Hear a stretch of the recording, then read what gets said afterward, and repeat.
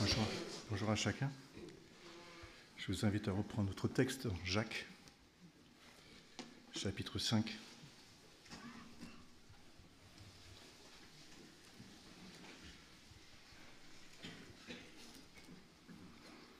On va reprendre la lecture au verset 13. Jacques, chapitre 5, verset 13.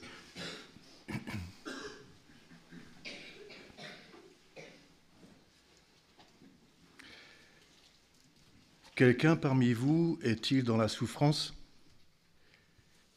Qu'il prie. Quelqu'un est-il dans la joie? Qu'il chante des cantiques. Quelqu'un parmi vous est-il malade?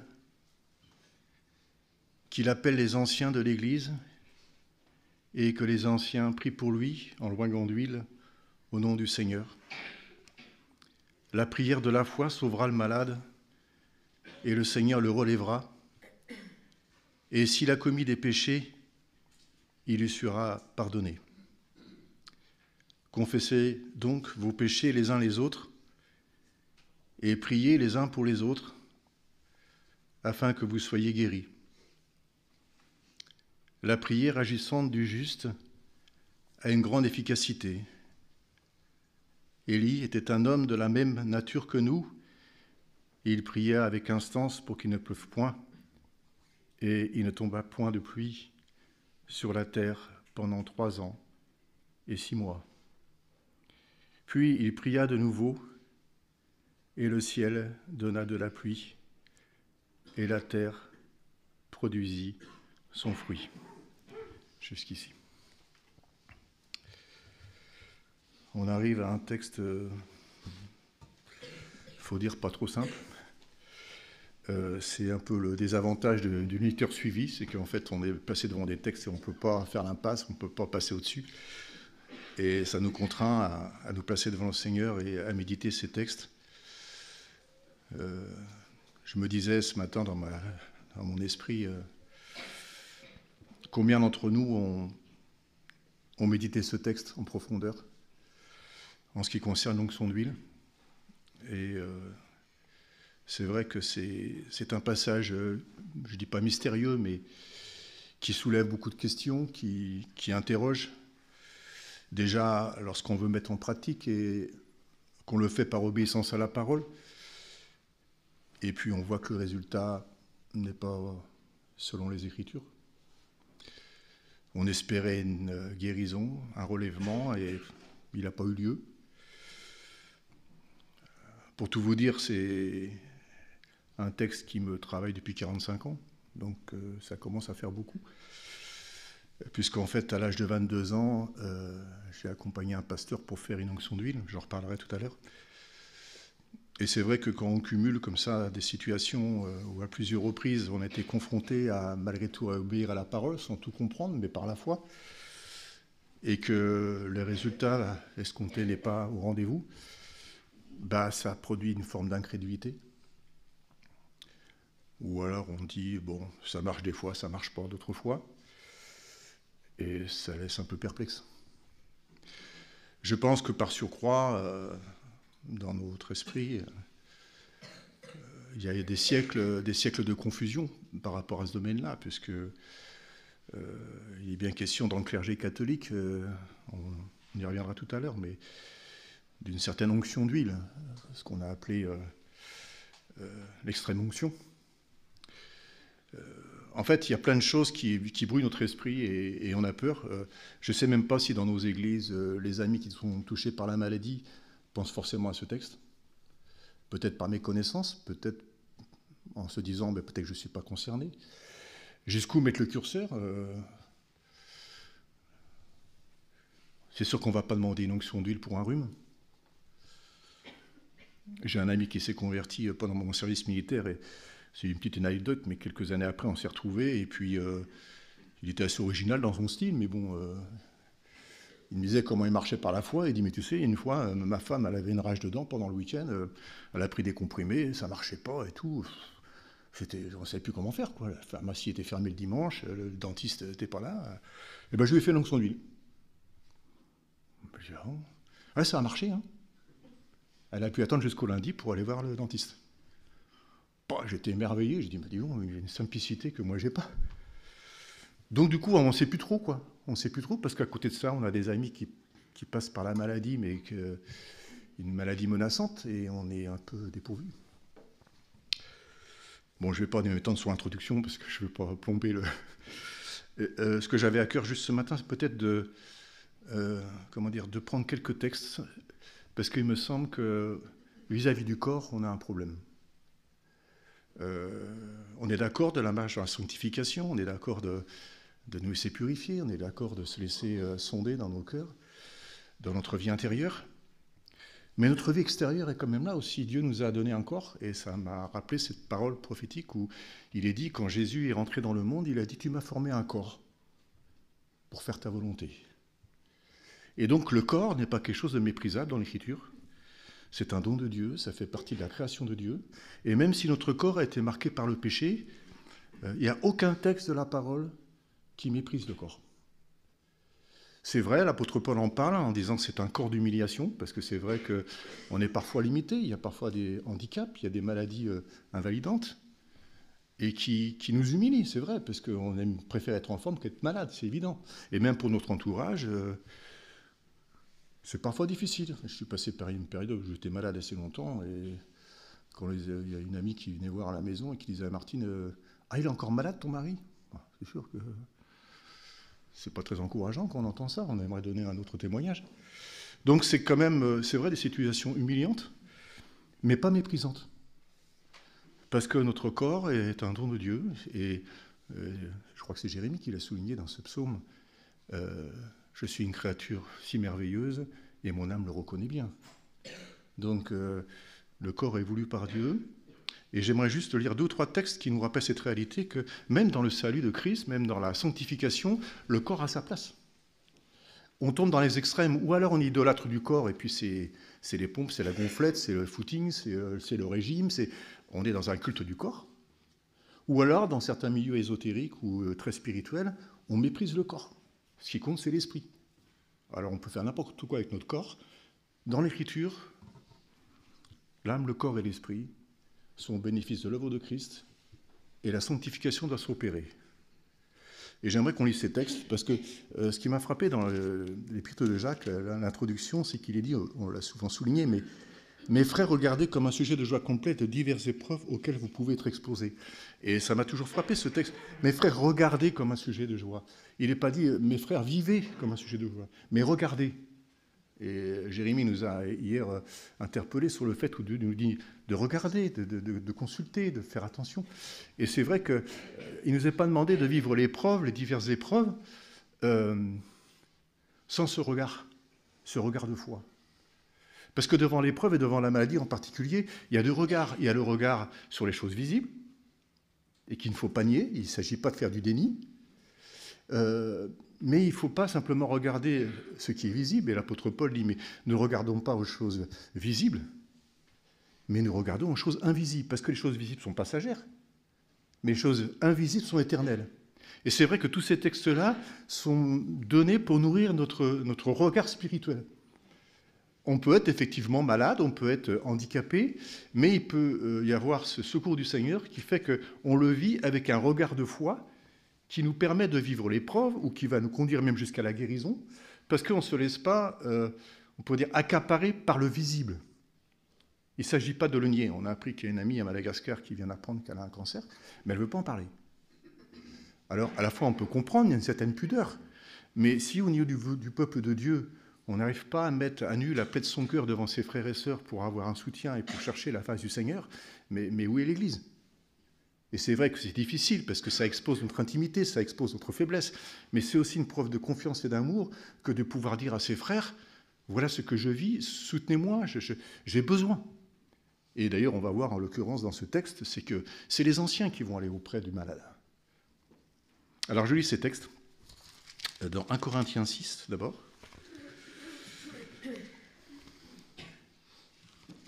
1 Corinthiens 6, verset 13. J'espère ne pas être trop long ce matin, mais ça me paraît difficile de faire quelque chose en 20 minutes, quoi. Donc on ne va sûrement pas tout aborder, mais au moins l'essentiel. Alors 1 Corinthiens 6, verset 13. Les aliments sont pour le ventre et le ventre pour les aliments. Et Dieu détruira l'un comme l'autre. Mais le corps n'est pas pour la débauche, il est pour le Seigneur. Le corps, il est pour le Seigneur, mais l'apôtre Paul continue, il est pour le Seigneur et le Seigneur pour le corps. Le Seigneur n'est pas pour nous uniquement pour notre esprit, pour notre vie intérieure, il est là aussi pour notre corps. Et dans l'œuvre de Christ, il a porté nos maladies, il a porté nos infirmités, c'est ce que nous dit Ésaïe 53. Donc il y a bien dans la conception de Dieu, au niveau de notre vie, cette prise en compte de notre corps. Verset 5, regardez, 15. Ne savez-vous pas que vos corps sont des membres de Christ ? Pas que votre esprit, pas que votre cœur, pas que de votre vie intérieure, mais votre corps fait partie du membre de Christ. Verset 19. Ne savez-vous pas, à chaque fois cette interrogation, mais vous ne savez pas, vous n'avez pas été informé, vous avez oublié. Ne savez-vous pas que votre corps est le temple du Saint-Esprit qui est en vous, que vous avez reçu de Dieu, que vous ne vous appartenez point à vous-même, car vous avez été rachetés à un grand prix. Glorifiez donc Dieu dans votre corps et dans votre esprit qui appartiennent à Dieu. Donc il faut que je prenne conscience que depuis ma conversion, depuis que j'ai donné ma vie au Seigneur, j'ai donné mon être tout entier. Mon corps en fait partie. Et pour redire quelque part, mais mon corps ne m'appartient plus. Je n'en suis pas le propriétaire. C'est Dieu qui en est le propriétaire. Et ce qui est certain, c'est que Dieu prend soin de ce qui lui appartient. Et que Dieu va mettre tout en œuvre, même au niveau de mon corps. Bien sûr, dans son dessein bienveillant, bien sûr, dans sa volonté pour ma vie, mais mon corps n'est pas à être considéré comme quelque chose de méprisable, puisqu'il appartient à Dieu, au même titre que mon esprit. On va dire dans 1 Thessaloniciens, chapitre 5.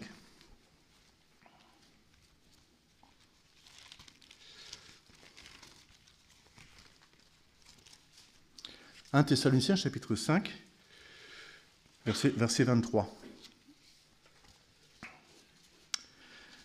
Que le Dieu de paix vous sanctifie lui-même tout entier et que tout votre être, l'esprit, l'âme et le corps soient conservés irréprochables lors de l'avènement de notre Seigneur Jésus-Christ. Celui qui vous a appelé est fidèle et c'est lui qui le fera. Il fera quoi ? Il fera que la sanctification va s'opérer dans mon âme, dans mon esprit et dans mon corps aussi. Dans ce texte, c'est clair. Que le Dieu de paix vous sanctifie lui-même tout entier. D'ailleurs, c'est particulier parce que la formule, c'est l'esprit, l'âme et le corps. Alors que parfois, nous, on inverse. Le corps, l'âme et l'esprit. Ça veut dire qu'on est plus marqué par l'humain que par la vision de Dieu. Mais mon corps fait partie. Et alors, ce qui m'a frappé, ça m'est revenu à l'esprit, ne cherchez pas, mais est-ce que je vais le retrouver ? C'est ce texte dans Colossiens.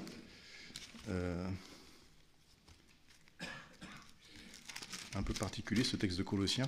Vous savez, quand il est question des faux docteurs, où il est dit mais que personne ne vous séduise par la philosophie, etc., il est dit à un moment donné, ne prends pas, ne goûte pas, ne touche pas, tout ça. Et il dit, mais tous ces préceptes-là ont en vérité une apparence de sagesse, en ce qu'ils indiquent un culte volontaire, de l'humilité et le mépris du corps. Mais cela est sans valeur réelle et ne sert qu'à satisfaire la chair. Et on voit bien que dans la philosophie, on voit bien que dans les religions, je dirais parallèles, si on peut appeler ça comme ça, il peut y avoir ce mépris du corps qui paraît être une sagesse.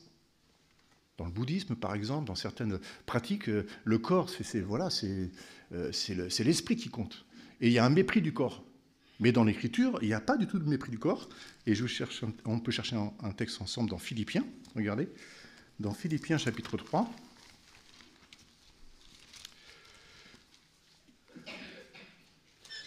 Philippiens chapitre 3, verset 20. « Mais nous sommes concitoyens des cieux, dont nous attendons aussi comme sauveur le Seigneur Jésus-Christ. » Et regardez verset 21. « Qui transformera le corps de notre humiliation, donc c'est vraiment un corps d'humiliation, en le rendant semblable au corps de sa gloire, par le pouvoir qu'il a de s'assujettir toutes choses. » Et là, on est devant une espérance extraordinaire, et l'apôtre Paul en parle dans l'Épître aux Corinthiens au chapitre 15. Il dit, mais notre corps est semé corruptible, et il ressuscite incorruptible. Il est semé infirme, il se met infirme, il ressort glorieux. Autant nous avons porté le corps au niveau terrestre, autant nous porterons un corps céleste. Dans l'éternité, on aura un corps céleste, qui n'est pas notre corps ici présent, parce que c'est le corps de notre humanité, et c'est un corps marqué par le péché. Mais le niveau du corps, cette promesse, c'est qu'il va transformer notre corps d'humiliation en corps de gloire. Alors on revient dans ce texte donc, de Jacques maintenant. Maintenant qu'on est convaincu par la parole que Dieu se soucie de notre corps, de notre santé, on peut dire en quelque sorte, quand l'apôtre Jacques a introduit les diverses épreuves, j'ai refait un survol de l'épître de Jacques, et c'est vrai qu'il soulève différents aspects qui peuvent engendrer dans notre vie la souffrance, l'incompréhension.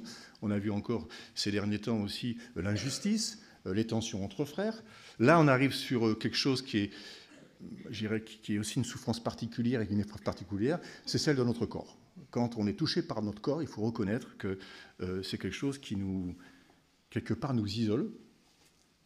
Quelqu'un a dit que la maladie, c'était comme un exil. Quand elle va jusqu'à son terme, elle nous reclue même chez nous, sur un lit, coupé de la communion fraternelle, loin de l'Église. C'est quelque chose qu'on vit parfois souvent seul. On a le sentiment, lorsqu'on passe par la maladie, qu'on est les seuls à pouvoir comprendre ce qui nous arrive, et ça c'est vrai, en quelque sorte.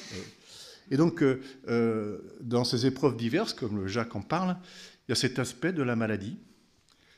Et peut-être on pourra terminer par ce chapitre de Jacques, chapitre 5, par une autre souffrance, c'est de voir des frères qui s'égarent. Ça fait partie aussi des épreuves, de voir des frères qui s'égarent, et là on va mettre tout en œuvre pour les ramener.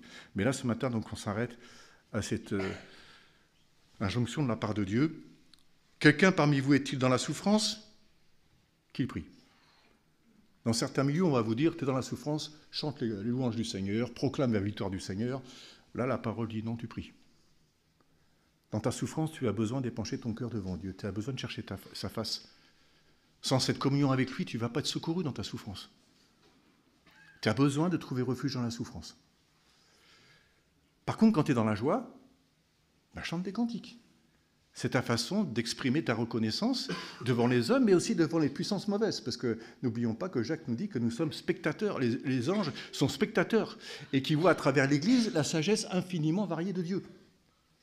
Donc même dans l'onction d'huile, les anges sont spectateurs de ce qu'on fait. Ça nous dépasse, c'est quelque chose de spirituel. Donc c'est des choses très simples, tu es dans la souffrance, prie, cherche la face du Seigneur. Sinon la souffrance va te pousser au mal, elle va te pousser à l'incrédulité, elle va te pousser à la révolte. Cherche la face du Seigneur. Tu es dans la joie, chante des cantiques. Ne deviens pas léger, superficiel, ne sois pas arrogant. N'étale pas ta joie devant les autres qui vivent dans la peine, tu vas les faire souffrir, mais exprime ta joie par la reconnaissance en chantant des cantiques. D'ailleurs, on peut proposer parfois, peut-être ça nous manque cette simplicité au niveau de nos cultes dans l'Église. J'aimerais tel cantique, j'aimerais exprimer ma joie et ma reconnaissance ce matin. C'est juste. Quelqu'un parmi vous est-il malade qu'il l'appelle les anciens? Alors pour vous dire que pendant des années, c'est vrai que cet aspect de l'onction d'huile m'a un peu mis mal à l'aise. Parce que donc, comme je vous disais tout à l'heure, à 22 ans, j'étais donc à Rennes et dans l'église, on avait une amie, une sœur en Christ qui était donc qui est tombée malade, qui a eu un cancer, mais elle était convaincue que le Seigneur lui avait dit qu'elle ne mourrait pas sans voir le Seigneur revenir. Et convaincue de ça, elle a demandé au pasteur l'onction d'huile. Et donc, moi, à l'époque, j'avais 22 ans et on collaborait ensemble. Et il m'a dit, Daniel, tu viens avec moi, on va à l'hôpital, on va faire une onction d'huile. Bon, j'ai jamais entendu parler de ça. J'étais jeune converti, enfin, je m'étais jamais arrêté sur ce texte. Et puis, on avait pris quelques hommes du conseil de l'Église. On a donc débarqué, parce que c'est vraiment le mot qu'il faut utiliser, on a débarqué à 6 dans la chambre à l'hôpital. Les infirmières commençaient un peu à paniquer. Et là, notre ami pasteur, il avait sa petite fiole d'huile et puis il avait sa Bible. Donc, il a lu le texte de Jacques, il a mis l'huile sur le front de notre sœur, il a prié. Alors, on s'est tous regardés les uns les autres, on ne savait pas comment faire. Est-ce qu'il fallait lui imposer les mains? Enfin bon, c'était un sentiment vraiment particulier. Et puis, on est rentré à la maison. sans explication avant d'y aller, sans explication après. Et puis notre sœur est décédée quelques semaines après. Donc c'est vrai que ça interroge, on se dit, mais moi j'avoue, j'ai rien compris, je dis, mais qu'est-ce qu'on fait là, c'est quoi l'onction d'huile, est-ce que c'est magique, est-ce que c'est lui qui guérit, est-ce que, enfin bon, un peu perturbé, quoi.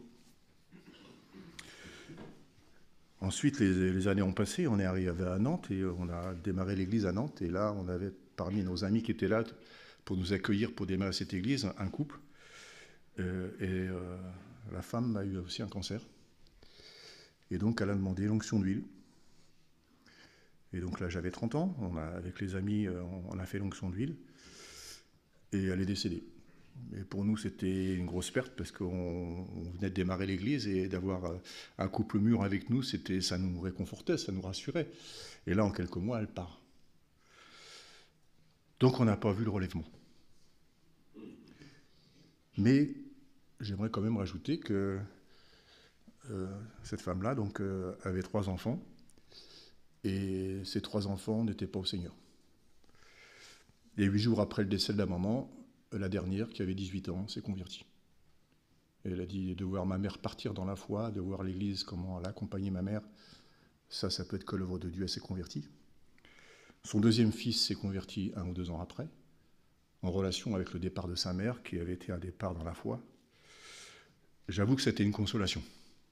C'est vrai, on n'a pas vu le relèvement, on n'a pas vu la guérison, mais elle est partie dans la foi, et le fruit a été bon, puisque 2 de ses enfants se sont convertis.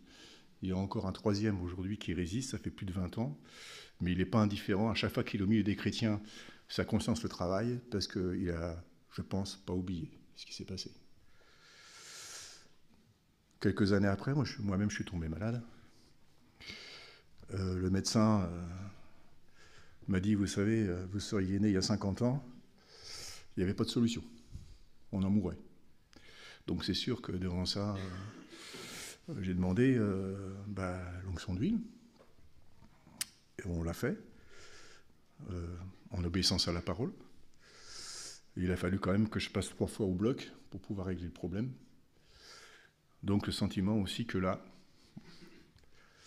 après Martine a eu aussi des soucis de santé, et c'était aussi invalidant, donc on a fait aussi l'onction d'huile. Elle a dû passer au bloc aussi avec des complications post-opératoires. Donc quand on cumule des choses comme ça, on ne sait plus, mais vraiment, ce texte, il faut le prendre comment, enfin, voilà. Et c'est vrai que d'une façon récurrente, lorsqu'on est au milieu de l'église, il y a parfois des besoins, il y a des amis qui demandent de l'aide, et à chaque fois, on revient toujours à ce texte. Alors ce qui complique dans tout ça, c'est qu'en plus de ça, comme je disais tout à l'heure, il y a tout un arrière-plan qui fausse les choses. Il y a le clergé catholique qui a faussé les choses au niveau de l'onction d'huile. On l'appelle extrême onction, ça a commencé au IIe siècle. Après, au Xe siècle, ça s'est instauré d'une façon évidente. C'était l'évêque qui pouvait le faire. Au XIIIe siècle, maintenant, c'était les prêtres qui pouvaient le faire. Et puis, sous Vatican II, en 1962, on a changé le terme. C'est plus extrême onction, c'est le sacrement des malades. Mais en gros, c'est la dernière onction qu'on peut faire avant le départ de quelqu'un, quoi. À la limite, l'extrême onction, dans la pensée catholique, c'est la dernière chose à faire avant de basculer dans l'éternité. En fait, c'est une préparation à la mort. Et ce qui est troublant, c'est que le clergé catholique se base sur ce texte de l'onction d'huile de Jacques V. Mais il est bien évident que lorsqu'on lit ce texte, ce n'est pas un texte qui conduit à la mort. C'est un texte qui conduit à la vie. Parce qu'il est dit, le Seigneur le relèvera, et s'il a commis des péchés, il sera sauvé. Et dans l'Église catholique, la pensée, c'est qu'il sera sauvé pour l'éternité, il le relèvera par la résurrection. Mais dans l'expression biblique elle-même, c'est d'être relevé, ça veut dire, en fait, il semblerait que d'après la traduction des textes en hébreu, c'est qu'il reprendra son activité. Il aura de nouveau l'énergie pour reprendre son activité. Donc il y a bien un relèvement, il y a bien une guérison qu'il y a ça. Et alors bon... pour revenir à ce que je disais à mes amis, je préfère plus l'apporter un peu comme un témoignage personnel, pour vous expliquer un peu comment le Seigneur a éclairé ces textes à fur et à mesure.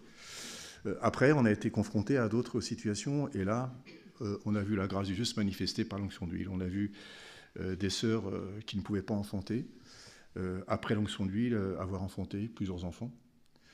On a eu un ami qui a eu un cancer des os dans la région, et on a pu faire l'onction d'huile, et avec la prière de l'Église, il a une rémission. On a eu aussi dans notre église un jeune qui était dépressif, qui faisait plusieurs tentatives de suicide. Moi, j'étais des fois appelé en pleine nuit, enfin, c'était un cauchemar.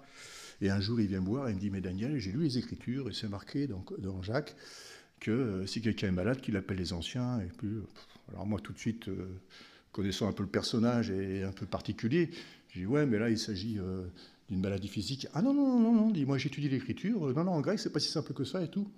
Je dis, ah bon? Alors finalement, je vais voir dans le grec et tout ça. Enfin, je ne connais pas le grec, mais j'ai vu les commentaires et tout ça, différents commentaires. Et effectivement, ce n'est pas simplement uniquement une guérison physique qu'on recherche. Ça peut être quelqu'un qui est complètement épuisé, qui est en dépression nerveuse, qui n'a plus de force, qui ne peut plus se lever. Et ça aussi cet aspect d'une guérison psychique. Donc du coup, on ne se voyait pas avec notre ami, avec Luc, de dire, ben non, nous, on n'est pas convaincus, quoi. En plus, c'est lui qui demandait, c'est pas nous qui lui avons proposé. Et c'est quand même le texte, hein. Si quelqu'un est malade, qu'il appelle les anciens. Et là, je trouve que c'est beau parce qu'il y a comme une prévenance, quoi. Comment dire, il n'y a pas d'intrusion. Les anciens ne débarquent pas chez le malade en disant, ben voilà, on va régler le problème, on va t'imposer les mains, tu vas voir. Il n'y a pas cette arrogance qu'on retrouve dans certains milieux, vous savez. Dans certains milieux, on demande la guérison, on prie pour vous, et si vous n'êtes pas guéri, c'est de votre faute, parce que vous n'avez pas la foi. Dans ce texte, c'est même pas la prière de celui qui est malade, c'est la prière des anciens. Donc il y a toute une perversion, il y a tout un mélange, et heureusement que ces textes sont là pour nous ramener vraiment à ce qu'il faut faire. Et donc on a fait, pour ce jeune, on a fait l'onction d'huile. Bon, on a quand même dit, oh, écoute, voilà, on veut bien te faire l'onction d'huile, mais à une condition, c'est que tu continues ton traitement. C'était pas un manque de foi, mais parce que lui, il faisait du délire mystique. Alors on s'est dit, c'est bon, s'il dit au médecin, moi je prends plus les soins, je suis dans une église, on a prié pour moi, j'ai dit, ça va, on va aller au-devant d'un scandale, et on prend des risques. On dit, bah d'accord, on croit que le Seigneur guérit, on croit que le Seigneur peut aussi guérir à travers des traitements, on n'est pas des chrétiens, j'irais mystiques au point qu'on veut plus se faire soigner, on veut plus suivre des traitements, donc on le fait dans la foi, mais on te demande ça. Donc il a accepté, et c'est vrai, il faut reconnaître que pendant des années, ça fait plus de 20 ans maintenant, il n'a pas mis un terme à sa vie, il est dans l'église, il est dans une église en Bretagne, parce qu'il a quitté Nantes. Et il dit, encore aujourd'hui, mais je me souviens très bien que quand on a fait l'onction d'huile, pendant plusieurs mois, j'avais une paix, j'avais plus de tourments, il s'est passé quelque chose. Donc c'est tous des éléments qui font qu'il y a bien là une pensée du Seigneur, il y a bien un désir de bénir et de visiter et de restaurer. Et c'est pourquoi peut-être on est là au milieu du camp et peut-être on ne se sent pas trop concerné parce qu'on n'est pas peut-être en situation de maladie, peut-être dans notre entourage non plus. Mais ça va arriver. En tout cas, c'est la vie de l'Église. Et c'est possible même qu'un jour, nous-mêmes, on soit dans une situation où on va demander la prière des anciens. Parce que c'est biblique. Mais parfois, peut-être, comme on disait, on en parlait un petit peu ce matin entre quelques-uns, peut-être que parfois il n'y a pas cette liberté parce qu'en fait, on n'a pas été enseigné et on ne comprend pas dans quel esprit c'est vécu et ça reste presque mystérieux. Alors je vais faire un parallèle qui n'est pas vraiment un parallèle, on pourrait dire d'une façon complète et précise, mais vous savez, c'est un petit peu comme la scène que l'on prend avec le pain, avec la coupe, etc. On le fait par obéissance, mais je ne sais pas si on mesure toute la portée spirituelle de ce qu'on fait. On le fait par obéissance, voilà, parce que c'est décrit. Et j'ai envie de dire, un peu sur le même plan, et d'ailleurs dans le même esprit, on verra tout à l'heure, que même l'onction d'huile, elle est vécue dans cet esprit-là. Je ne sais pas si, en tout cas pour ma propre vie, je ne peux pas vous dire ce matin que j'ai tout compris de ce texte, que j'en vois la portée, etc. Mais quand même, à faire à mesure, vous savez, la Bible dit que la lumière du juste est comme un chemin dont l'éclat va croissant jusqu'au milieu du jour. Je crois que dans notre connaissance de la parole et dans la vie de l'Église, il y a la lumière qui vient petit à petit, qui éclaire tous ces coins qu'on n'a pas compris peut-être pendant des années. Mais dans la mesure où on marche par l'obéissance à la parole, il y a des textes qui vont s'éclairer et il y a une compréhension qui va se donner. Et encore dernièrement, j'en reparlerai tout à l'heure, mais on a été amené dans la région à faire une onction d'huile à une amie qui avait besoin. Et tout dernièrement, en repensant à ce moment-là, j'ai repensé à un texte qu'on pourrait associer à l'onction d'huile et que j'avais jamais pensé auparavant. C'est pour dire que, le Seigneur éclaire aussi notre chemin petit à petit. Alors quelqu'un parmi vous est-il malade qu'il appelle les anciens? Donc il y a vraiment une prévenance, il y a quelque part c'est la manifestation de la confiance du malade. J'ai besoin de l'Église, j'ai besoin des anciens, j'ai besoin d'être entouré. C'est trop difficile tout seul. J'ai besoin de réponses. Parce qu'il me semble que lorsqu'on tombe dans la maladie, c'est différent que ceux qui ne connaissent pas le Seigneur. Quelqu'un parmi vous est-il malade qu'il appelle les anciens? La première question que je me suis posée, je me suis dit, mais comment ça se fait que Jacques ne dit pas, si quelqu'un est malade, qu'il appelle dans l'Église celui qui a le don de guérison? Non, c'est pas plus logique? Ou c'est moi qui est trop cartésien? Il n'est pas question de quelqu'un qui a un don de guérison ici. Pourtant, les épîtres aux Corinthiens, ils parlent de don de guérison, il n'y a aucun problème. Jésus a guéri, les actes des apôtres, il y a des guérisons, les apôtres sont utilisés, Dieu confirme la parole par des guérisons, par des délivrances. Donc, pourquoi dans un contexte d'église, quelqu'un qui est malade, on n'appelle pas le frère qui a un don de guérison? Et donc, ça m'a amené à étudier la parole, mais c'est quoi la différence entre un don de guérison, qui va manifester vraiment une guérison authentique, et puis cette recommandation que les anciens le fassent? En plus de ça, on tombe dans une situation un peu compliquée, parce que ce don de guérison, en fait, pendant des siècles, il a été plus ou moins, je dirais pas abandonné ou occulté, mais c'est quand même à la fin du XIXe siècle et du début du XXe siècle que la mouvance, quelque part un peu charismatique, qui recouvre les dons spirituels, va mettre en avant le don de guérison, de prophétie, etc. Et c'est vrai qu'on entend partout dans certaines églises, il y a des guérisons, etc. Mais j'avoue que quand j'ai repris les textes, je me suis rendu compte que c'est vrai, il y a plein de guérisons dans les actes des apôtres, mais on a plus ce sentiment que c'est des guérisons qui se font pour accompagner la proclamation de la parole. C'est des hommes et des femmes, des peuples sont interpellés parce qu'il y a une guérison. Et ça m'a fait penser, vous savez, à ce texte quand il est dit qu'ils sont convoqués devant le Sanhédrin et on leur a interdit de prêcher l'évangile. Et donc ils se retrouvent entre eux après, en sortant, ils se mettent à prier, vous vous souvenez de ce texte. Et qu'est-ce qu'ils demandent? Seigneur, étends ta main pour que des guérisons et des miracles se fassent au nom du Seigneur Jésus. Il y a un vent qui arrive, la maison elle tremble, ils sont tous remplis du Saint-Esprit. Et vous savez ce que c'est la conclusion, vous vous rappelez? Ils sortirent avec assurance annoncer la parole de Dieu. Et là, on voit bien que ces dons de guérison, ces manifestations, je pense, sont plus liés à une proclamation de la parole. Je lis des fois dans des pays musulmans où des musulmans viennent à la foi. Au départ, c'est une guérison miraculeuse. C'est un rêve, c'est quelque chose d'un peu particulier, et qui fait que d'un seul coup, il y a une prédisposition à écouter la parole parce qu'on a vu la manifestation de Dieu. Ou alors, suite à une prédication, il y a eu aussi, après un miracle, et c'est biblique, c'est les miracles qui attestent la parole qui a été annoncée. Mais là, je vais peut-être vous surprendre, mais là, ce texte-là, c'est le seul texte dans toutes les épîtres qui nous parle d'un chrétien malade. C'est le seul texte. Il est question du corps, il est question de la maladie, etc. Mais dans toutes les épîtres de Pierre et de Jean, il n'est pas question, on n'aborde pas la situation d'un chrétien qui est malade. Et là, Jacques en parle. Mais il y a eu un discrédit sur ces textes. Pourquoi? Parce que déjà, même Luther, à l'époque, jusqu'à la Réforme, c'est le catholique, le clergé catholique qui a pris le monopole un peu de cette onction d'huile. Au moment de la Réforme, même Luther, vous savez, pour ceux qui sont un petit peu enseignés là-dessus, même Luther a considéré l'épître de Jacques comme une épître de paille. Parce qu'il faisait appel aux œuvres, enfin, il soulevait l'aspect des œuvres. Et Luther était assez, pas opposé, mais disons qu'il était très réticent par rapport à l'épître de Jacques. Et puis même au temps de la Réforme, Jean Calvin. Alors, ça m'a un petit peu découragé hier soir parce que j'ai relu le texte de Alfred Kuhn. Vous savez, il a fait un volume sur les difficultés bibliques. Et là, il y a 10 pages sur l'onction d'huile. Quand vous avez fini, vous ne savez plus où c'est que vous en êtes parce que vous avez tous les avis et tout ça. Et là, il cite Jean Calvin, et là, je suis tombé des nues, quoi. Je dis, c'est pas possible, il a dit ça, Jean Calvin. Alors, accrochez-vous, hein. Voilà ce que dit Jean Calvin. Celui qui pratique aujourd'hui l'onction d'huile, ceux qui pratiquent aujourd'hui l'onction d'huile ne sont pas des vrais imitateurs des apôtres, mais ce sont des singes. Alors, c'est sûr qu'ils ne croyaient pas trop. Ils croyaient que c'était réservé au début, mais à la fin des apôtres, terminé. Bon.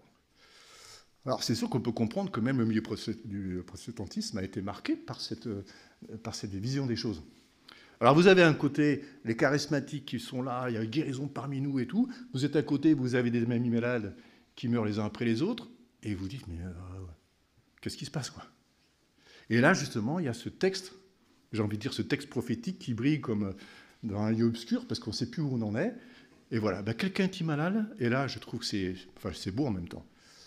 Si je veux savoir ce que Dieu veut de moi dans ma vie quand je suis malade, c'est écrit simplement ici. Si quelqu'un est malade, qu'il appelle les anciens de l'Église et que les anciens prient pour lui. Alors d'abord, pourquoi les anciens? Ben, c'est sûr que l'Église ne va pas se rappliquer. Et les anciens sont comme les envoyés de l'Église. Les anciens représentent l'Église. Parce que quand un membre souffre, tout le corps souffre. Et quand quelqu'un est touché dans son corps, le corps de l'Église est touché aussi. Et les anciens sont là en délégation chez lui, parce que s'il les appelle, c'est qu'il ne peut plus se déplacer. Donc les anciens vont chez lui au nom de l'Église. D'ailleurs, je trouve que dans la pratique, lorsqu'on fait une onction d'huile, c'est bien que l'Assemblée soit au courant, parce qu'il n'y a rien de caché. Je dirais, c'est pas...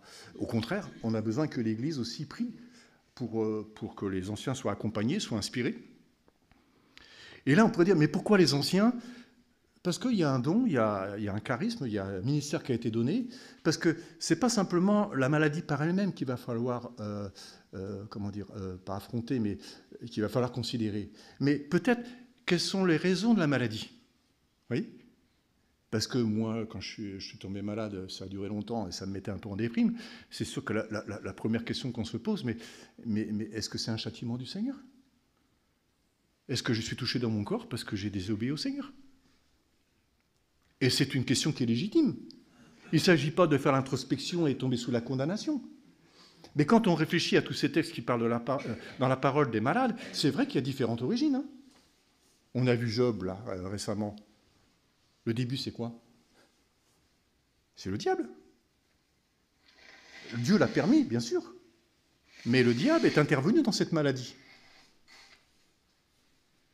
Même l'apôtre Paul, il va dire, un ange de Satan est venu pour me souffleter. J'ai prié 3 fois et le Seigneur m'a dit, ma grâce te suffit. Moi, j'ai toujours été surpris quand l'apôtre Paul dit, mais c'est un ange de Satan qui a touché son corps. Et Dieu ne l'en a pas délivré. Mais à l'origine, c'est un ange de Satan. Donc une maladie peut être satanique, ça peut être une attaque.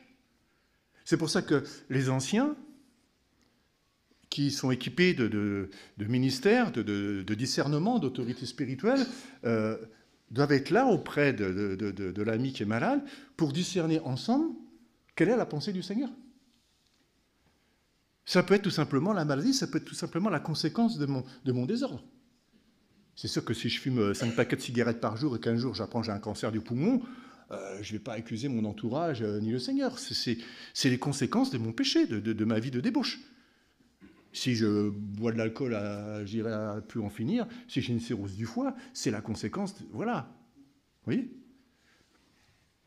Mais je peux aussi avoir une maladie qui n'a rien à voir avec le péché. Et d'ailleurs, je trouve que tous les mots ont leur place dans ce texte. S'il a commis un péché, il sera pardonné. Donc ça veut dire qu'on peut être malade sans avoir commis un péché. Vous voyez ce que je veux dire? Alors on ne tombe pas dans le schéma. D'ailleurs, c'était ça un petit peu les amis de Job. Si tu es malade, il y a quelque chose qui ne va pas. Dieu ne permet pas que tu sois malade si tu es juste quand même. Vous voyez la logique? Et parfois, parmi les chrétiens, s'il est malade, enfin, c'est pas étonnant parce que tu as vu comment il se comporte et tout. Vous voyez, on a tout ça. Pour nous, on ne peut pas concevoir qu'on peut être malade sans que ce soit lié au péché. Bon, il y a aussi cet exemple dans l'Écriture où il y avait un homme qui était malade dès sa naissance et les disciples disent, mais est-ce que c'est lui qui a péché ou c'est ses parents? Bon, déjà, dans la question, c'est particulier, parce que s'il est aveugle depuis la naissance, il n'a pas pu pécher.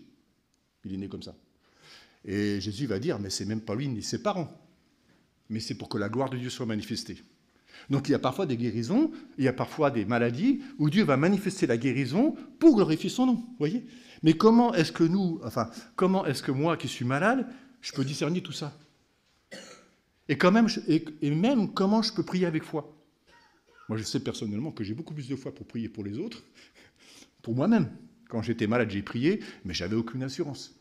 Et j'avais plaisir, en tout cas c'était un repos pour moi, que mes frères prient pour moi, parce que je me suis dit, moi si je n'ai pas la foi, eux peut-être qu'ils l'ont pour moi, quoi, et je vais être au bénéfice de leur foi. Et ça, je trouve que c'est légitime, c'est juste. C'est pour ça que les anciens sont envoyés, en tout cas, ils viennent au milieu auprès du frère ou de la sœur atteint par la maladie, pour passer ce temps devant le Seigneur. Et c'est là que c'est la grande différence entre l'onction ou le sacrement des malades dans l'Église catholique, où on fait, en fait c'est un sacrement. dans le texte ici, ce n'est pas un sacrement. C'est un moment d'intimité, de marche dans la lumière devant Dieu et dans la recherche de la pensée du Seigneur, avec une onction d'huile qui est demandée et qu'on va faire. C'est incomparable, ça n'a rien à voir. Donc on se place devant Dieu. Mais on pourrait dire, on ne peut pas se placer devant Dieu.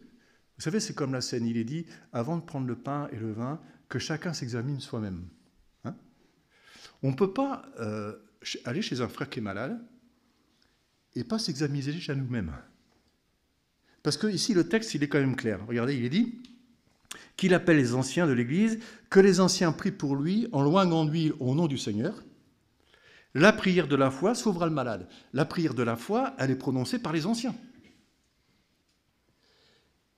Et vous comprenez bien qu'en tant qu'ancien, je ne peux pas m'approcher d'un frère qui est malade sans au préalable sonder mon cœur, me mettre en règle avec Dieu, parce que Dieu n'existe pas celui qui prie et qui n'est pas en règle avec lui.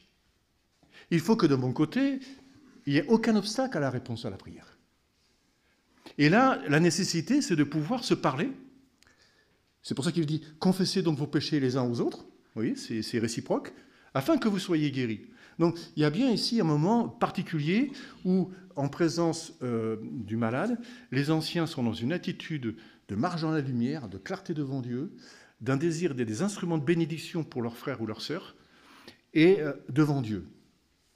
C'est un moment solennel. Je dirais, on n'y va pas la fleur au fusil, comme on dit, ou avec légèreté. C'est solennel, et c'est vraiment dans la crainte de Dieu, c'est en présence du Seigneur. Et le malade, de son côté aussi, doit être dans la vérité. Et c'est pour ça, en étant un peu concret et pratique, lorsqu'on prie pour quelqu'un, et avant de faire l'onction d'huile, on lui dit, voilà, à travers cette maladie, est-ce que cette épreuve, est-ce que le Seigneur te parle? Est-ce qu'il y a un domaine de ta vie où tu sais que tu n'es pas en règle? Est-ce que dans ta conscience, tu as le sentiment qu'il y a un reproche du Seigneur dans un aspect de ta vie? Est-ce qu'il y a une dépendance de péché qu'il y a dans ta vie? Ce n'est pas du tout faire de l'introspection maladive. Moi, je me dis, vous savez, quand on connaît notre vie intérieure et on sait quand le Seigneur nous parle. On ne va pas réfléchir pendant un quart d'heure en disant « Attends que je réfléchisse maintenant. Ah, maintenant que tu me dis ça, peut-être non. » Quand l'Esprit parle, c'est évident. On sait très bien, quoi. Et parfois, la personne va dire bah, « Écoutez, c'est vrai, j'avoue que voilà ce que je vis, voilà, j'ai jamais mis à la lumière, ou voilà ce qui me tracasse, je m'en sors pas, etc. » Bon, c'est peut-être pas l'origine de la maladie, mais disons que je ne peux pas demander la guérison si mon cœur n'est pas à la lumière. Vous voyez ? Et c'est pour ça que, alors des fois on a du mal un peu à saisir, c'est pour ça que c'est pas que la prière, il y a aussi l'onction d'huile. Alors là, ce qui est beau, c'est qu'il est dit que c'est la prière de la foi qui va sauver le malade. Ce n'est pas l'onction d'huile. L'huile ne guérit pas le malade. Vous voyez ? Et là, on frôle juste le côté magique. Hier, j'ai fait quelque chose que... Bon, voilà. J'étais sur Internet et j'ai marqué « huile d'onction pour guérison ». Et vous en trouvez même sur Amazon, hein, à 20 €, hein, petite fiole comme ça. Et vous trouvez même, attendez, ça va aller plus loin que ça, vous trouvez même de l'huile d'onction de guérison qui est fabriquée en Israël. Bon, c'est 90 €, un peu plus cher. Puis c'est un petit flacon comme ça, c'est plus cher que le parfum des femmes. Hein. Mais on est dans la magie. Et attendez, c'est que vous trouvez ça sur des sites chrétiens. Ici, c'est clair. C'est la prière de la foi qui sauvera le malade, c'est pas l'huile. Alors la question, alors pourquoi mettre de l'huile alors? Parce que lui, il ne sert à rien. Non, il n'est pas dit que lui ne sert à rien. Il faudrait presque faire une étude suivie, mais l'onction d'huile, on la retrouve où? On la retrouve dans l'Ancien Testament, quand Dieu a dit à Moïse de faire le tabernacle. Avant, tout était construit, et avant de mettre en fonction le tabernacle, Moïse a dit, voilà, vous allez faire une huile spéciale pour le chandelier. Ça sera aussi l'huile d'onction. Vous allez oindre tous les instruments du tabernacle. Ensuite, Aaron va s'habiller et tu vas répandre sur sa tête cette huile d'onction qui va dégouliner jusqu'à ses pieds. Chaque sacrificateur qui prenait ça, au début, quand il rentrait dans son ministère, il devait être oint par une huile qui était consacrée. Et Dieu avait dit à Moïse, cette huile-là, vous ne pourrez pas l'utiliser pour faire de la cuisine ou pour faire quoi que ce soit d'autre. C'est une huile de consécration. C'est une huile de mise à part. Et donc, ce qui veut dire que quand on reçoit l'huile, quand on est oint d'huile, c'est qu'en fait, on est consacré, on est mis à part. Et dans l'Ancien Testament, il y avait les sacrificateurs, il y avait les prophètes et il y avait les rois. Donc, quand on mettait un roi en place, on l'oignait d'huile. Les prophètes étaient aussi oints d'huile. Et donc, ces trois services, ces trois aspects, sacrificateur, prophète et roi, ce qui est beau, c'est que Jésus a accompli les trois. Il était sacrificateur, il l'est encore aujourd'hui. Il est prophète et il est roi. Et quand on fait cette onction d'huile, en fait, c'est aussi le symbole du Saint-Esprit dans l'Écriture. Ça veut dire, en fait, si on répand l'huile sur la tête de quelqu'un, avant de prier, ça veut dire, en fait, voilà, déjà on reconnaît qu'il est enfant de Dieu, parce que l'apôtre Jean nous dit, nous avons reçu l'onction de celui qui nous enseigne. Tout enfant de Dieu est oint du Saint-Esprit. Mais cette onction de l'Esprit, elle n'est pas visible. Il semblerait qu'elle soit visible dans le monde spirituel. Il semblerait que les anges mauvais voient sur les enfants de Dieu une onction particulière. Bon, ça c'est les gens occultes qui disent ça. Mais bon, pour nous en tout cas, elle est invisible. Cette onction, c'est l'esprit qu'on a reçu. Donc au moment où on prie avec un frère et une sœur, elle appartient au Seigneur. C'est comme un rappel. Cette onction d'huile rappelle d'une façon extérieure, tu es enfant de Dieu. Mais ça nous rappelle aussi la puissance de l'esprit qui va accorder la guérison. Et ça nous rappelle aussi en même temps le sacrifice de Christ, et je dirais la personne de Christ, parce que lui, il est loin par l'excellence. Vous savez qu'en hébreu, Messie, ça veut dire Mashiach. Et Mashiach, ça veut dire consacré par onction. Et quand il est question de Christ dans l'Ancien Testament, il est dit loin de l'Éternel. Et quand le prophète Ésaïe, au chapitre 61, il y a cette parole de 60, hein, vous connaissez aussi bien le texte que moi, mais je vous lis juste. « L'Esprit du Seigneur l'Éternel est sur moi, car il m'a oint pour annoncer la bonne nouvelle aux malheureux. Il m'a envoyé pour guérir ceux qui ont le cœur brisé, etc. etc. » Dans l'évangile de Luc, à un moment donné, Jésus est à Jérusalem, il rentre dans la synagogue, et là, on lui donne le livre d'Ésaïe. Particulier quand même, hein. Et la Bible dit que Jésus a ouvert le texte d'Ésaïe 61. Il a lu ce texte. Il s'est arrêté à un moment où il n'aurait pas dû s'arrêter. Il aurait dû continuer, mais il s'est arrêté. À l'indé de grâce, il n'a pas parlé du jugement. Il s'est assis et la Bible dit que tout le monde avait les yeux fixés sur lui. Et vous vous souvenez ce qu'il a dit ? Aujourd'hui, cette parole de l'Écriture est accomplie. Jésus est loin de Dieu. C'est pour ça qu'il l'a manifesté par des miracles et des prodiges. Il était celui qui était consacré à son Père et qui fait qu'au moment de l'onction d'huile, on se souvient de son œuvre, on se souvient de sa seigneurie et on se souvient qu'il règne sur l'enfant de Dieu qui est en face de nous et qui est touché par la maladie. Donc, l'huile qu'on répand, c'est un symbole, on pourrait dire quelque part, c'est un rappel pour l'enfant de Dieu. Mais il y a aussi un autre aspect qu'on a découvert à faire à mesure de pratiquer l'onction d'huile, c'est qu'on a dit aussi à celui qui demandait l'onction d'huile, cette huile qu'on répand pour toi, sur toi, dans l'Écriture, c'est toujours une huile de consécration. Ça veut dire en fait, on demande la guérison, mais pas pour que tu continues à vivre pour ta vie. On consacre cette guérison au Seigneur. On demande le rétablissement pour qu'en réponse à cette guérison du Seigneur, tu prennes conscience que ta vie est au Seigneur et que c'est une huile de consécration. Donc, ce n'est pas magique. Ça engage. Parce que, je pense qu'on a entendu des histoires où des gens ont été au bénéfice du miracle de Dieu, ils ont été délivrés des esprits mauvais, ils ont peut-être été guéris, et ils ont fini dans l'impureté, dans la débauche et dans le reniement au Seigneur. Il faut rappeler à vos frères et sœurs,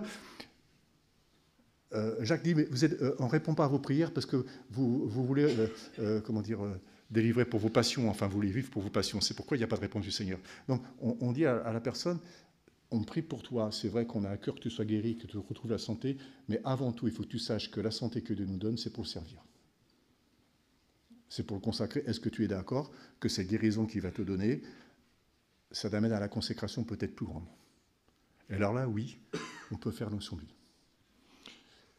C'est pour ça que le rôle des anciens sont là pour discerner quel est le langage du Seigneur. Parfois, il y a des maladies donc, qui sont pour éprouver la foi et qui sont là pour manifester, mais il faut quand même se souvenir que dans l'Épître aux Corinthiens, quand il est question de la scène, il leur dit quand même qu'un grand nombre sont morts, qu'il y a des infirmes et qu'il y a des malades. Parce qu'on a pris la scène d'une façon injuste. Vous voyez ? Donc il peut y avoir plein de situations où la maladie est liée à quelque chose. D'où la nécessité de passer du temps devant le Seigneur, vraiment dans la prière, et aussi une purification nécessaire. Moi, j'ai envie de dire, c'est pas simplement le malade qui se purifie et qui met sa vie à la lumière, mais j'ai envie de dire, normalement, les anciens devraient peut-être, bon, je ne veux pas donner des schémas, mais avant d'aller vers le malade, peut-être devraient passer un temps, c'est avec la mise en pratique qu'on réfléchit un petit peu, mais devraient passer un temps fraternel entre nous, en disant, voilà, bon, on va prier pour notre frère, mais déjà, à notre niveau à nous, est-ce qu'on est vraiment clair, quoi ? Parce qu'on ne va pas exhorter un frère à la sanctification si nous-mêmes, on cache des choses dans notre vie. Et ça nous permet, comme la scène, je dis, de se mettre en règle, de confesser nos péchés les uns aux autres. Alors, dans le clergé catholique, on a pris ça pour la confession auriculaire. Mais moi, je ne sais pas, si vous allez voir un prêtre et puis vous confessez votre péché, et puis qu'à la fin, vous lui dites, bah, maintenant, à votre tour à vous. Non. Hein ? Confessez vos péchés aux uns aux autres, c'est la liberté des enfants de Dieu. Mais il est dit, afin que vous soyez guéris, donc ça veut bien dire que parfois, il y a des maladies qui sont liées au péché. Vous vous souvenez, un jour, Jésus, il a guéri un homme aveugle, qu'il a retrouvé dans le temple, et qui lui a dit, mais tu vois, tu as été guéri, mais ne pêche plus, de peur qu'il n'arrive quelque chose de pire. Donc quand même. Un autre, qui était paralysé, il lui dit, tes péchés te sont pardonnés. Mais il n'est pas pour ça, il n'est pour être guéri. Mais pour Jésus, c'était la priorité. Et c'est pour ça que, quand on prie avec un malade, c'est vrai que s'il a commis des péchés, ils lui seront pardonnés. Il y a bien cette notion de marche dans la vérité, dans la lumière, et qui fait que ce n'est pas simplement une guérison, mais c'est aussi, on pourrait dire, un renouvellement spirituel. Tout à l'heure, j'ai parlé de ce frère qui avait un cancer des os et qui a une rémission. Alors non seulement il y a eu le bénéfice de la guérison physique parce qu'il a retrouvé sa santé, mais il a témoigné qu'il avait découvert un aspect de l'Église qu'il n'avait pas vécu auparavant. Dans son épreuve, il a vu la telle affection de l'Église, la prière de l'Église, qu'il sait très bien que cette guérison, il la doit à l'Église. Bon, il la doit à Dieu, on est bien d'accord, mais disons qu'il était au bénéfice du soutien de l'Église. Et ça lui a donné, au sein de l'Église, de la communion fraternelle, une liberté qu'il n'avait pas avant. Donc c'est pour ça que je dis, ce n'est pas simplement que l'aspect de la guérison physique, c'est qu'il y a un renouvellement d'esprit qui nous est donné à ce moment-là. Voilà, je ne vais pas être trop long, mais on a eu, donc, je disais tout à l'heure, l'occasion de prier avec une sœur dans la région, avec quelques frères, il y a quelques mois.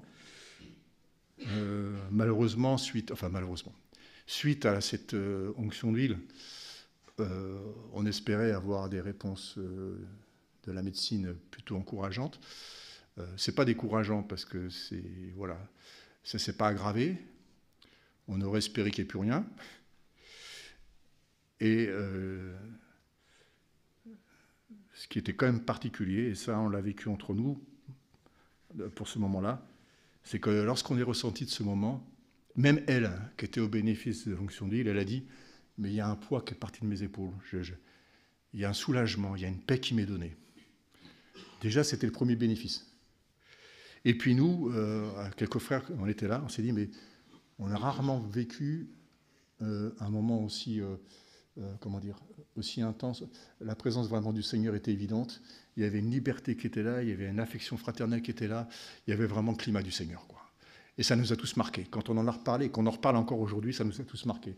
De sorte qu'on attend encore la guérison, parce que j'ai lu dans un commentaire, ce qui m'a beaucoup rassuré, c'est qu'il dit que parfois l'onction d'huile, le Seigneur opère une guérison. Il y a des guérisons spontanées, directes et rapides, mais il y a des guérisons qui se font parfois et qui nous demandent aussi la persévérance. Et je sais que quand je prie pour cette sœur, je dis, mais Seigneur, tu étais témoin de ce moment-là, tu nous as accordé ton esprit, c'est une évidence pour tout le monde, et Seigneur, on reste sur ce terrain-là, on attend encore de toi la guérison, ou que cette guérison s'opère.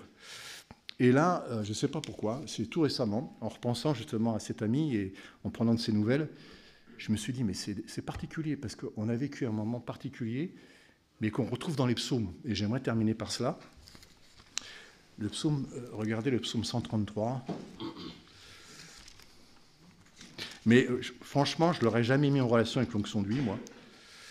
Et c'est tout récemment que j'ai dit, mais là, il y a un parallèle, c'est sûr. Regardez, psaume 133. Cantique des degrés de David. Voici, ô qu'il est agréable et qu'il est doux pour des frères de demeurer ensemble.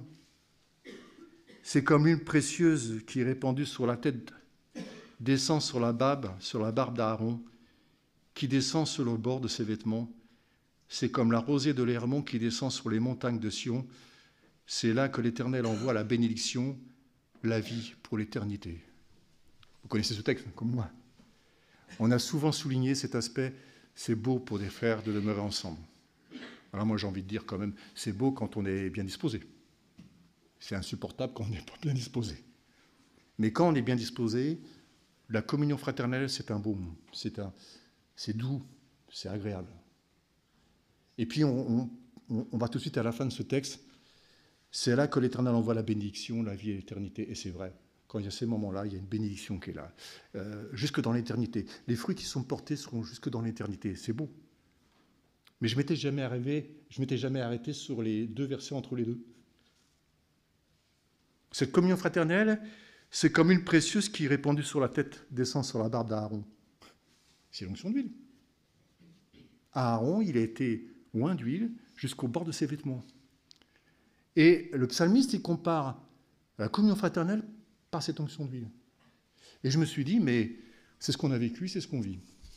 Quand on vit l'onction d'huile auprès des amis qui l'ont demandé, vraiment en obéissance à la parole, avec un cœur dans la vérité, avec un souhait vraiment de bénédiction, et qu'on est devant le Seigneur, à l'écoute du Seigneur, et qu'on est là devant lui, il y a cette huile spirituelle qui descend sur nous. Et il y a la vie qui est communiquée. Et donc, s'il y a effectivement des fois où il n'y a pas de réponse qui est claire, il y a quelque chose qu'on ne pourra jamais enlever, c'est que le Seigneur était là. Je termine parce que j'ai oublié quelque chose, mais là où ça m'a arrêté aussi, j'ai lu ce texte, il dit, mais la prière de la foi sauvera le malade. Mais c'est une sacrée responsabilité pour les anciens, alors. Parce que s'ils ne prient pas dans la foi, le malade ne va pas être guéri. Vous imaginez, vous êtes appelé auprès d'un ami que vous aimez, vous avez de la peine de le faire souffrir, mais vous vous dites, mais si je ne suis pas dans la foi pour lui, c'est possible que la guérison ne vienne pas à cause de moi. Vous voyez ? Et puis, je ne sais pas, je ne peux pas dire que j'ai une révélation, mais je pense à ce texte. Yahvé Rapha, je suis l'Éternel qui te guérit, c'est son nom. Et Dieu ne me demande pas d'avoir la foi dans la guérison. Il me demande d'avoir la foi dans celui qui guérit. Ce n'est pas un petit détail. Si je me dis, il faut absolument que je prie pour avoir la foi dans la guérison, c'est possible que j'y arrive pas. Mais si je me dis, la prière de la foi, c'est la prière envers ce Dieu qui est puissant pour guérir. C'est tout à fait différent. Et ça, je le crois. Envers et contre tout, je crois que Dieu guérit encore aujourd'hui. Et c'est cette foi-là que l'Église a besoin. Donc voilà, on n'a peut-être pas fait le tour de la question, mais que dans nos églises, on puisse vivre ces moments-là quand ça nous est donné. On sait bien que quand des amis sont touchés par la maladie, toute l'Église n'est pas insensible, loin de là. Et même si c'est les anciens qui vont participer à cette proximité, l'Église doit intercéder pour ces anciens aussi et pour ce moment-là, et qu'on puisse se réjouir ensemble. Voilà, on va prier pour terminer.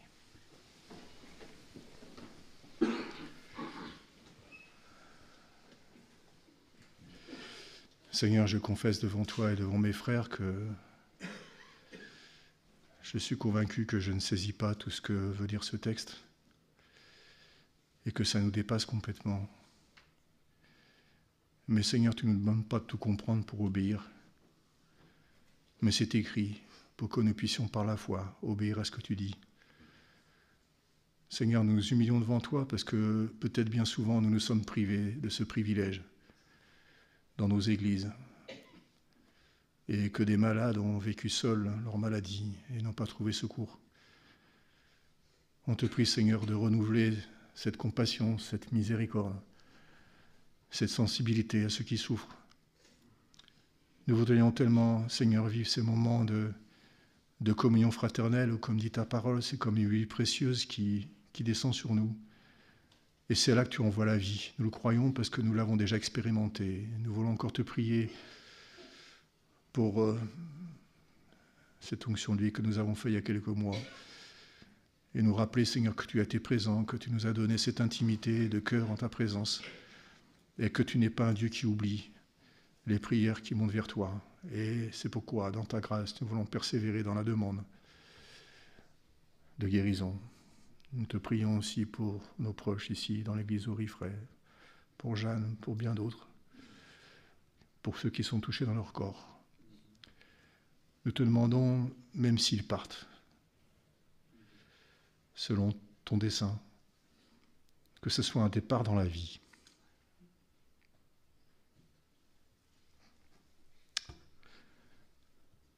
Parce que tu as triomphé de la mort.